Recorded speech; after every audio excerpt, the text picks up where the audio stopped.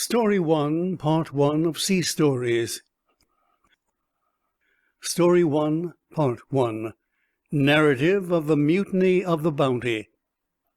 About the year 1786, the merchants and planters interested in the West India Islands became anxious to introduce an exceedingly valuable plant, the breadfruit tree, into these possessions, and as this could best be done by a government expedition, a request was preferred to the Crown accordingly. The ministry at the time being favorable to the proposed undertaking, a vessel named the Bounty was selected to execute the desired object. To the command of this ship, Captain W. Bligh was appointed August 16, 1787. The burden of the Bounty was nearly 215 tons. The establishment of men and officers for the ship was as follows: 1 lieutenant to command, 1 master, 1 boatswain, 1 gunner, 1 carpenter, 1 surgeon, 2 masters' mates, 2 midshipmen, 2 quartermasters, 1 quartermaster's mate, 1 boatswain's mate, 1 gunner's mate, 1 carpenter's mate, 1 carpenter's crew, 1 sailmaker, 1 armorer, 1 corporal, 1 clerk and steward, 23 able seamen, total 44. The addition of 2 men appointed to take care of the plants made the whole ship's crew amount to 46. The ship was stored and victualled for 18 months.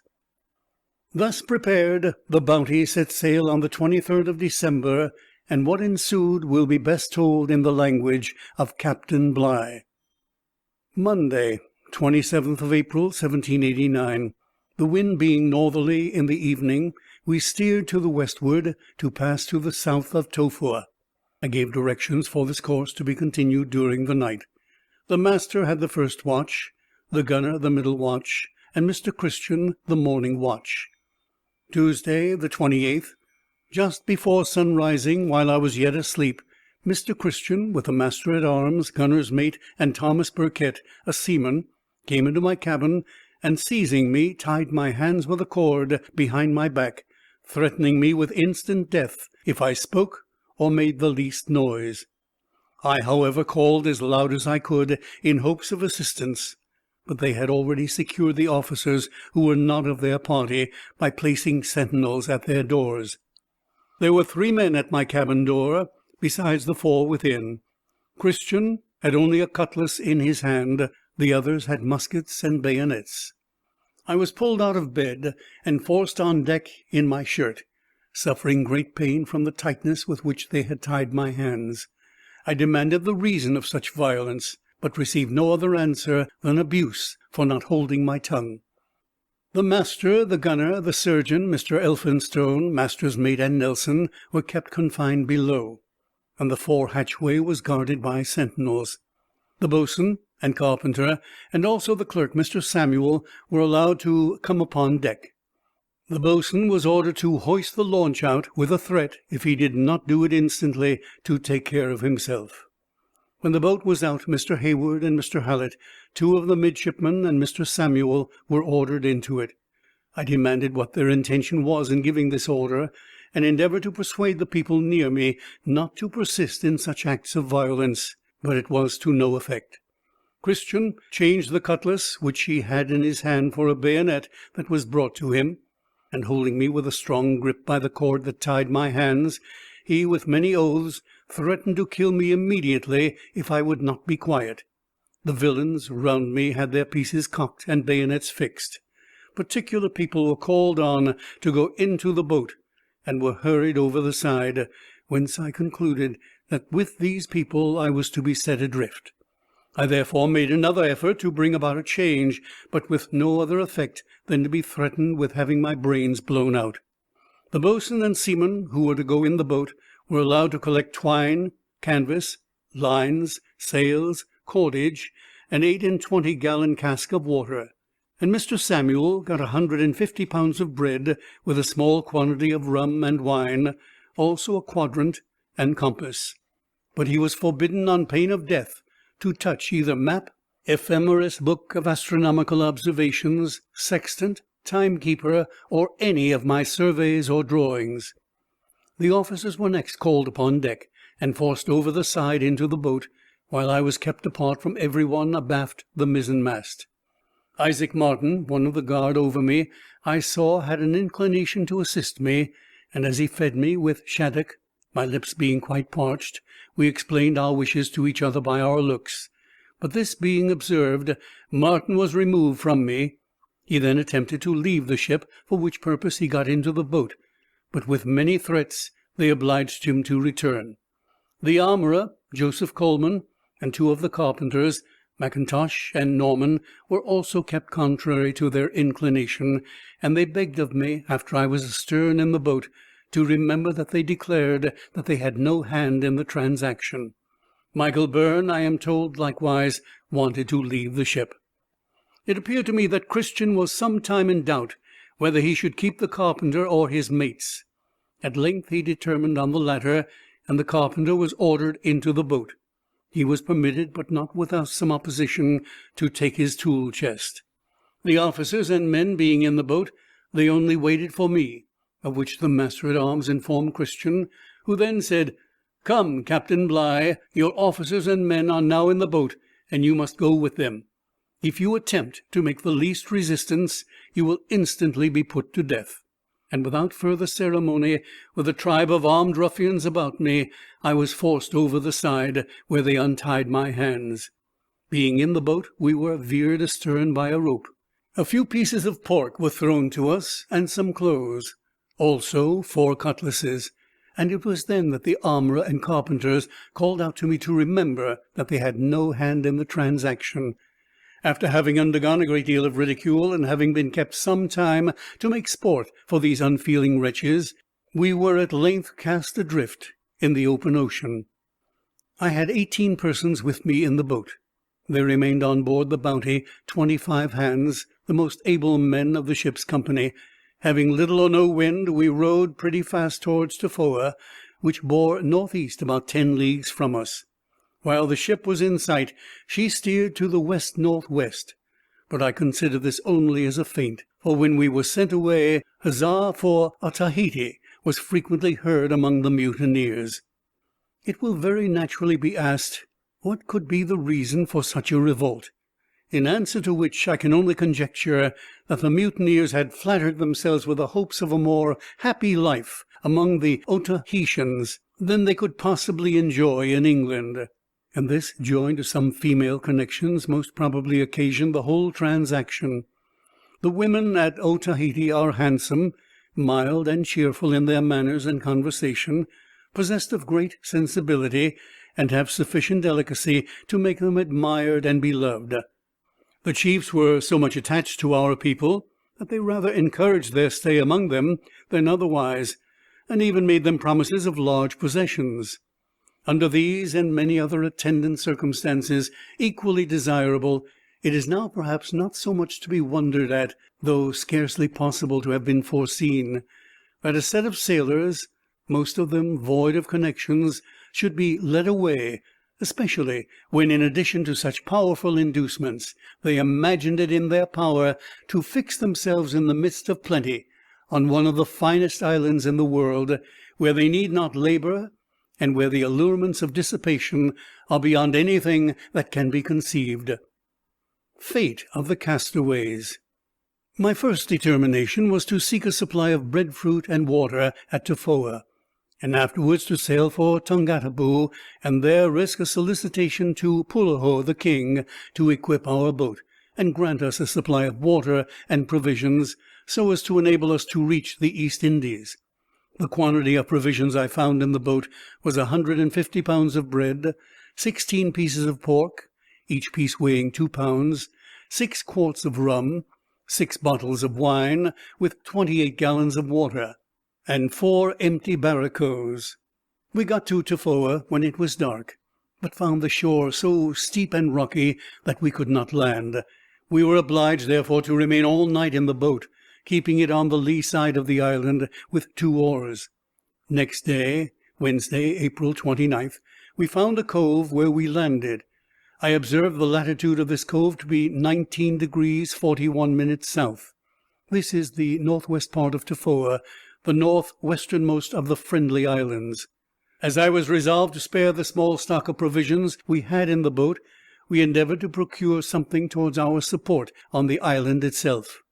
For 2 days we ranged through the island in parties, seeking for water and anything in the shape of provisions, subsisting meanwhile on morsels of what we had brought with us. The island at first seemed uninhabited, but on Friday, May 1st, one of our exploring parties met Cove and brought 2 cocoa-nut shells of water. I endeavored to make friends of these people and send them away for breadfruit, plantains, and water. Soon after, other natives came to us, and by noon there were 30 about us, from whom we obtained a small supply. I was much puzzled in what manner to account to the natives for the loss of my ship. I knew they had too much sense to be amused with the story that the ship was to join me when she was not in sight from the hills. I was at first doubtful whether I should tell the real fact, or say that the ship had overset and sunk, and that we only were saved. The latter appeared to be the most proper and advantageous for us, and I accordingly instructed my people that we might all agree in one story. As I expected, inquiries were made about the ship, and they seemed readily satisfied with our account. But there did not appear the least symptom of joy or sorrow in their faces, although I fancied I discovered some marks of surprise. Some of the natives were coming and going the whole afternoon. Towards evening, I had the satisfaction to find our stock of provisions somewhat increased, but the natives did not appear to have much to spare. What they brought was in such small quantities that I had no reason to hope we should be able to procure from them sufficient to stock us for our voyage. At night, I served a quarter of a breadfruit and a cocoa-nut to each person for supper, and a good fire being made, all but the watch went to sleep. Saturday, the 2nd.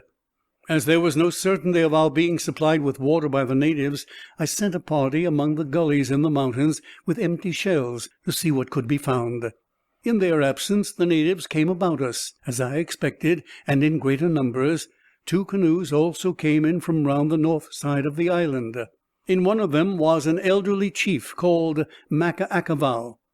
Soon after, some of our foraging party returned, and with them came a good-looking chief called Igijifo or Ifo. Their affability was of short duration, for the natives began to increase in number, and I observed some symptoms of a design against us. Soon after, they attempted to haul the boat on shore, on which I brandished my cutlass in a threatening manner, and spoke to Ifo to desire them to desist, which they did, and everything became quiet again. My people, who had been in the mountains, now returned with about 3 gallons of water, and I kept buying up the little breadfruit that was brought to us, and likewise some spears to arm my men with, having only 4 cutlasses, 2 of which were in the boat. As we had no means of improving our situation, I told our people I would wait until sunset, by which time perhaps something might happen in our favor. For if we attempted to go at present, we might fight our way through, which we could do more advantageously at night, and that in the meantime we would endeavor to get off to the boat what we had bought. The beach was lined with the natives, and we heard nothing but the knocking of stones together, which they had in each hand. I knew very well this was the sign of an attack. At noon I served a cocoa-nut and a breadfruit to each person for dinner, and gave some to the chiefs, with whom I continued to appear intimate and friendly. They frequently importuned me to sit down, but I as constantly refused, for it occurred both to Nelson and myself that they intended to seize hold of me, if they gave them such an opportunity. Keeping therefore constantly on our guard, we were suffered to eat our uncomfortable meal in some quietness. After dinner, we began by little and little to get our things into the boat, which was a troublesome business on account of the surf. I carefully watched the motions of the natives, who continued to increase in number, and found that instead of their intention being to leave us, fires were made, and places fixed on for their stay during the night. Consultations were also held among them, and everything assured me we should be attacked. I sent orders to the master that, when he saw us coming down, he should keep the boat close to the shore, that we might the more readily embark. The sun was near setting when I gave the word, on which every person who was on shore with me boldly took up his proportion of things and carried them to the boat. The chiefs asked me if I would not stay with them all night. I said, "No, I never sleep out of my boat, but in the morning we will again trade with you, and I shall remain till the weather is moderate, that we may go, as we have agreed, to see Poulaho at Tungataboo." Maccaacavow then got up and said, "You will not sleep on shore then, matey?" which directly signifies, "We will kill you," and he left me. The onset was now preparing. Every one, as I have described before, kept knocking stones together, and Ifo quitted me. All but 2 or 3 things were in the boat when we walked down the beach, every one in a silent kind of horror. We all got into the boat except one man who, while I was getting on board, quitted it and ran up to the beach to cast the stern fast off, notwithstanding the master and others called him to return, while they were hauling me out of the water. I was no sooner in the boat than the attack began by about 200 men. The unfortunate poor man who had run up the beach was knocked down, and the stones flew like a shower of shot. Many Indians got hold of the stern rope, and were near hauling the boat on shore, which they would certainly have effected if I had not had a knife in my pocket with which I cut the rope. We then hauled off to the grapnel, every one being more or less hurt. At this time I saw 5 of the natives about the poor man they had killed, and 2 of them were beating him about the head with stones in their hands. We had no time to reflect, for to my surprise they filled their canoes with stones, and 12 men came after us to renew the attack, which they did so effectually as to nearly disable us all. We were obliged to sustain the attack without being able to return it except with such stones as lodged in the boat.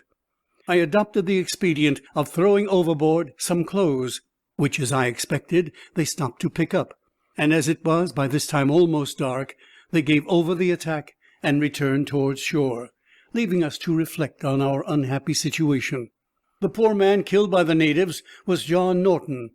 This was his second voyage with me as a quartermaster, and his worthy character made me lament his loss very much. He has left an aged parent, I am told, whom he supported. We set our sails, and steered along shore by the west side of the island of Tofoa, the wind blowing fresh from the eastward. My mind was employed in considering what was best to be done, when I was solicited by all hands to take them towards home. And when I told them that no hopes of relief for us remained, except what might be found at New Holland, till I came to Timor, a distance of full 1,200 leagues, where there was a Dutch settlement, but in what part of the island I knew not, they all agreed to live on 1 ounce of bread and 1/4 of a pint of water per day. Therefore, after examining our stock of provisions, and recommending to them in the most solemn manner not to depart from their promise, we bore away across a sea where the navigation is but little known, in a small boat 23 feet long from stem to stern, deep laden with 18 men. I was happy, however, to see that every one seemed better satisfied with our situation than myself. Our stock of provisions consisted of about 150 pounds of bread, 28 gallons of water, 20 pounds of pork, 3 bottles of wine, and 5 quarts of rum. The difference between this and the quantity we had on leaving the ship was principally owing to our loss in the bustle and confusion of the attack. A few cocoa-nuts were in the boat, and some breadfruit, but the latter was trampled to pieces. Sunday the 3rd. At daybreak the gale increased. The sun rose very fiery and red, a sure indication of a severe gale of wind. At 8 it blew a violent storm, and the sea ran very high, so that between the seas the sail was becalmed, and when on the top of the sea it was too much to have set. But we could not venture to take in the sail, for we were in very imminent danger and distress, the sea curling over the stern of the boat, which obliged us to bail with all our might. A situation more distressing has perhaps seldom been experienced. Our bread was in bags, and in danger of being spoiled by the wet. To be starved to death was inevitable, if this could not be prevented. I therefore began to examine what clothes there were in the boat, and what other things could be spared, and having determined that only 2 suits should be kept for each person, The rest was thrown overboard, with some rope and spare sails, which lightened the boat considerably, and we had more room to bail the water out. Fortunately, the carpenter had good chests in the boat, in which we secured the bread the most favorable moment. His tool chest also was cleared, and the tools stowed in the bottom of the boat, so that this became a second convenience. I served a teaspoon of rum to each person, for we were very wet and cold, with a quarter of a breadfruit, which was scarce eatable for dinner. Our engagement was now strictly to be carried into execution, and I was fully determined to make our provisions last 8 weeks, let the daily proportion be ever so small. Monday the 4th. At daylight our limbs were so benumbed that we could scarcely find the use of them. At this time I served a teaspoon of rum to each person, from which we all found great benefit. Just before noon we discovered a small flat island of a moderate height, bearing west-southwest 4 or 5 leagues. I observed our latitude to be 18 degrees 58 minutes south. Our longitude was, by account, 3 degrees 4 minutes west from the island of Tofoa, having made a north 72 degrees west course, distance of 95 miles since yesterday noon. I divided 5 small cocoanuts for our dinner, and everyone was satisfied. During the rest of that day we discovered 10 or 12 other islands, none of which we approached. At night I served a few broken pieces of breadfruit for supper, and performed prayers. Tuesday the 5th. The night having been fair, we awoke after a tolerable rest, and contentedly breakfasted on a few pieces of yams that were found in the boat. After breakfast we examined our bread, a great deal of which was damaged and rotten. This, nevertheless, we were glad to keep for use.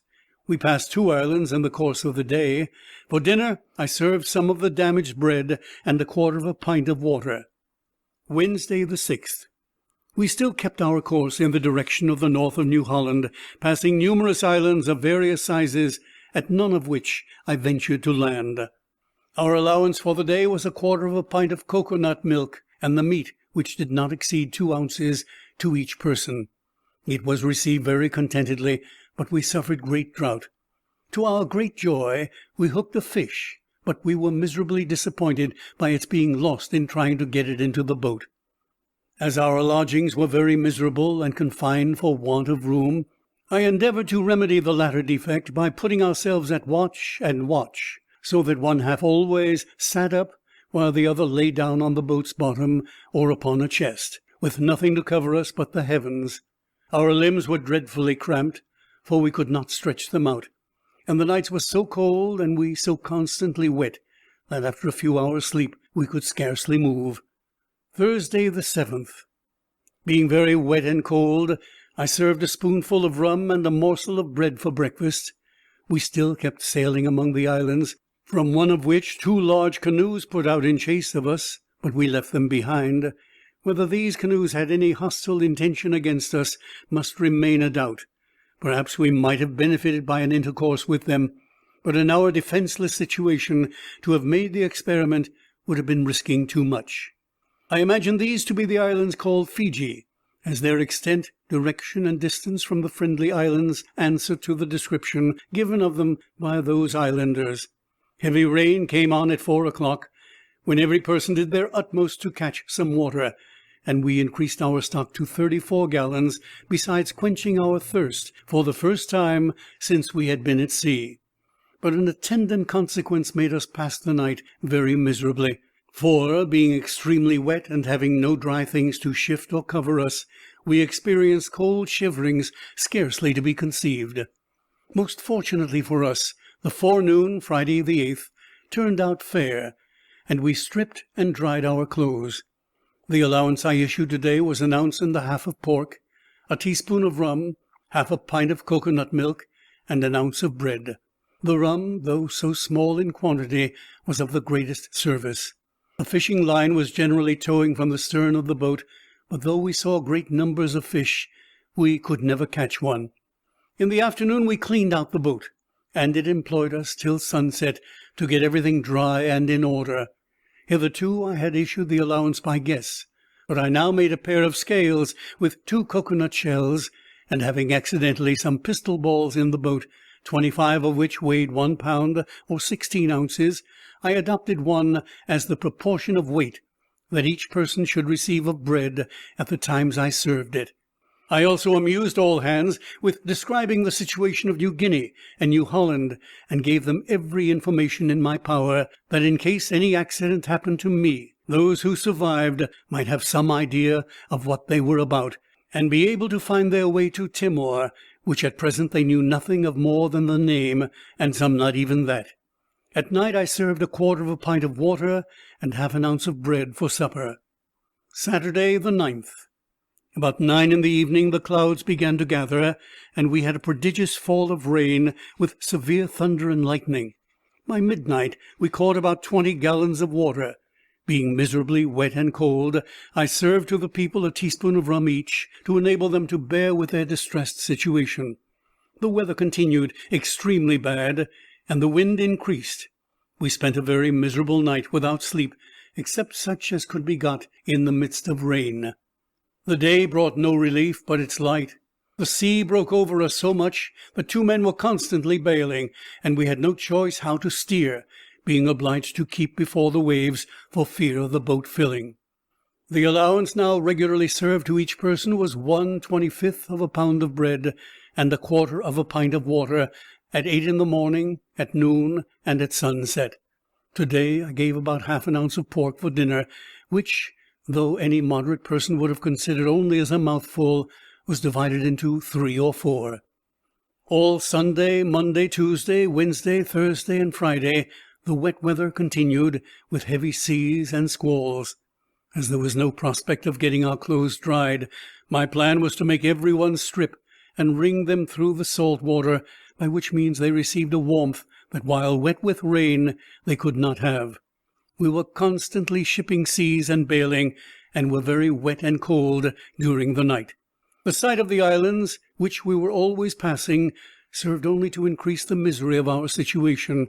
We were very little better than starving, with plenty in view, and yet to attempt procuring any relief was attended with so much danger, that prolonging of life, even in the midst of misery, was thought preferable, while there remained hopes of being able to surmount our hardships. For my own part, I consider the general run of cloudy and wet weather to be a blessing of Providence. Hot weather would have caused us to have died with thirst, and probably, being so constantly covered with rain or sea, protected us from that dreadful calamity. Saturday, the 16th.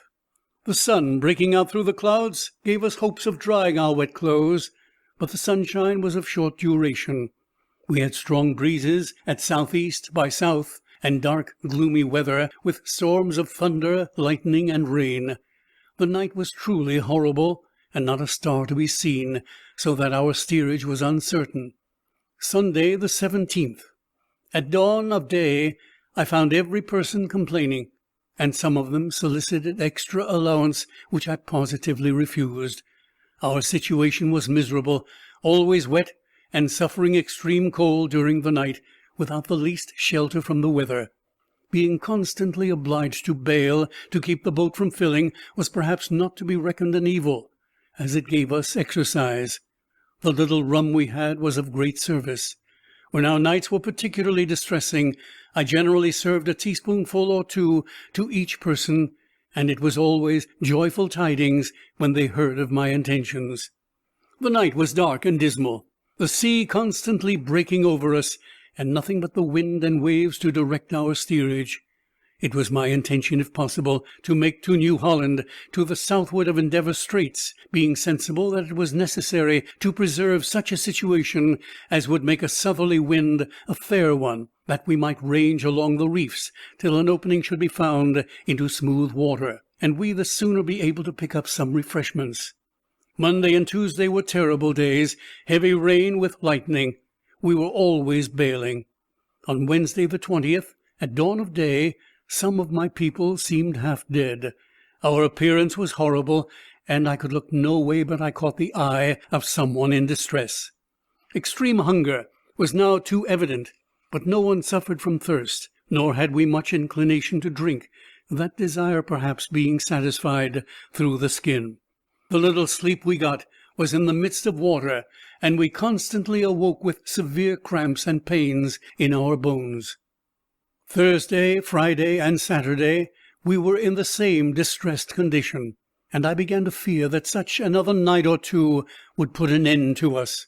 On Saturday, however, the wind moderated in the evening, and the weather looked so much better, which rejoiced all hands, so that they ate their scanty allowance with more satisfaction than for some time past. The night also was fair, but being always wet with the sea, we suffered much from the cold.